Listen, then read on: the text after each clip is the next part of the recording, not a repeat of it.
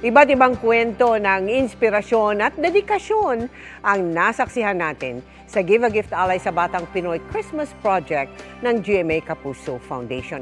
At dahil sa inyong pakikipagtulungan, 60,000 mag-aaral sa 15 probinsya ang ating naregaluhan.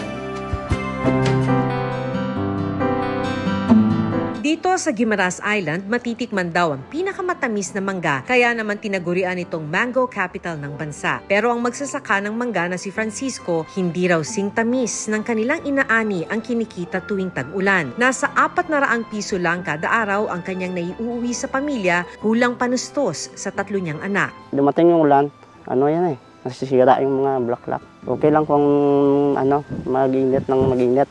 Yan yung mangga na yan yung season ng mangga. Pag mayroong mag-harvest kami, marami. Ang malinis at manamis-namis daw na tubig ng Tumalistis Falls naman ang binabalik-balikan ng mga turista sa Biliran Island. Kaya naman kahit 2,000 kada buwan lang ang kita dito ni Nema bilang cottage collector, sinisipagan niya para sa pag-aaral ng 5 anak. Walang panginabuhi ako kay tabang sa among Tumalistis. Kada nagdaghan mga ligo. Ang pagsisikap ng mga magulang gaya ni na Francisco at Nema para sa kanilang pamilya ang ating sinuklian. Kaya kahit liblib at tawid dagat, pinuntahan natin ang ilang eskwelahan sa Samar, Guimaras at Biliran para hatiran ng regalo ang mag-aaral, kabilang ang kanilang mga anak sa isinagawang Give a Gift Alay sa Batang Pinoy Christmas Project ng GMA Kapuso Foundation.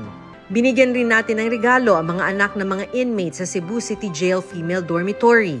Sa tulong ng ating mga partners, donors, sponsors at volunteers, matagumpay po tayong nakapaghatid ng saya at pag-asa sa 60,000 estudyante mula Luzon, Visayas at Mindanao.